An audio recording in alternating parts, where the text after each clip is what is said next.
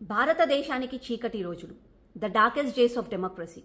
చెప్పే మాట, రాసే స్వేచ్ఛ, ప్రశ్నించే గొంతు, అన్యాయాన్ని ఎదుర్కొనే హక్కు, న్యాయస్థానాలలో న్యాయం, పిల్లల ఆటలు, పత్రికా విలేకరుల వార్తలు అన్నిటినీ కూడా బంధించిన రోజులు, ప్రజాస్వామ్యాన్నే బంధించిన రోజులు.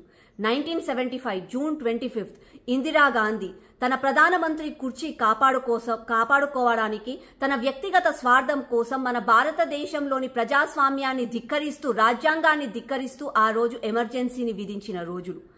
19 నెలలు మన భారతదేశం, స్వతంత్ర భారతదేశం మళ్లీ చీకట్లో మునిగిన రోజు. ఆ రోజు మన న్యాయం కోసం పోరాడినందుకు 1,00,000కు పైగా నాయకులను, కార్యకర్తలను అక్రమంగా అరెస్టు చేయించిన రోజు.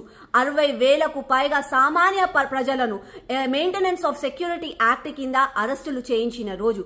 5,000కు పైగా పత్రికా విలేకరులు వార్తలు రాస్తున్నారు, న్యాయం కోసం పోరాడుతున్నారని చెప్పి వాళ్ళని బెదిరించి, వాళ్ళను బలవంతంగా అరెస్టులు చేయించిన రోజు. 60 లక్షలకు పైగా పురుషులకు దేశవ్యాప్తంగా బలవంతంగా బెదిరించి వాళ్ళకి కుటుంబ నియంత్రణ ఆపరేషన్ చేయించిన రోజులు. అవి మన భారతదేశంలోని చీకటి రోజులు.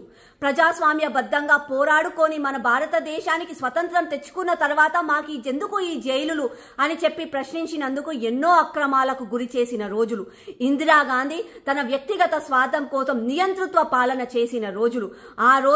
ఆ రోజుల నుంచి మమ్మల్ని కాపాడండి అని చెప్పి ప్రజలు అడిగితే ఎంతో మంది నాయకులు ముందుకు వచ్చారు. అందులో ముఖ్యంగా మన అటల్ బిహారీ వాజ్పేయి, ఎల్కే అద్వానీ, జేపీ నారాయణ లాంటి నాయకులు. ఆ రోజు ఆ నాయకులు మన కోసం పోరాడారు.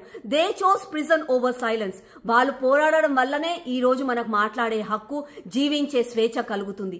అట్లాంటి కాంగ్రెస్ చరిత్ర, అట్లాంటి ఇందిరాగాంధీ సొంత వారసుడు అయిన ఈ రాహుల్ గాంధీ ఈ రోజు బయటికి వచ్చి రాజ్యాంగ పుస్తకాన్ని చేతిలో పట్టుకొని రాజ్యాంగాన్ని కాపాడుతుంది మేమే, ప్రజాస్వామ్యాన్ని కాపాడుతుంది మేమే అనంటే హాస్యాస్పదంగా అనిపిస్తుంది. గజ దొంగనే వచ్చి నీతులు వల్లించినట్టుగా అనిపిస్తుంది. దయచేసి ప్రజలారా, ఒక్కసారి ఈ కాంగ్రెస్ నాయకుల చరిత్ర తెలుసుకోండి.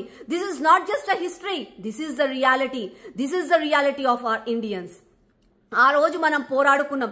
స్వతంత్ర భారతదేశంలో కూడా మళ్లీ చీకటిమయం అయిపోయినాం. ఒక దిక్కు సూర్యుడు ఉదయిస్తుంటే కూడా మాకెందుకు ఈ చీకటి రోజులు అని చెప్పి ప్రశ్నించి బాధించిన రోజులవి. ఆ రోజు అటల్ బిహారీ వాజ్పేయి, జేపీ నారాయణ, ఎల్కే అద్వానీ లాంటి నాయకులు పోరాడారు కాబట్టే ఈ రోజు మనకి స్వేచ్ఛ. దయచేసి యువత, the youth of India, the young generation of India, దయచేసి మన చరిత్రను మరవకండి. Never forget and never forgive and never ever trust Congress. జై హింద్.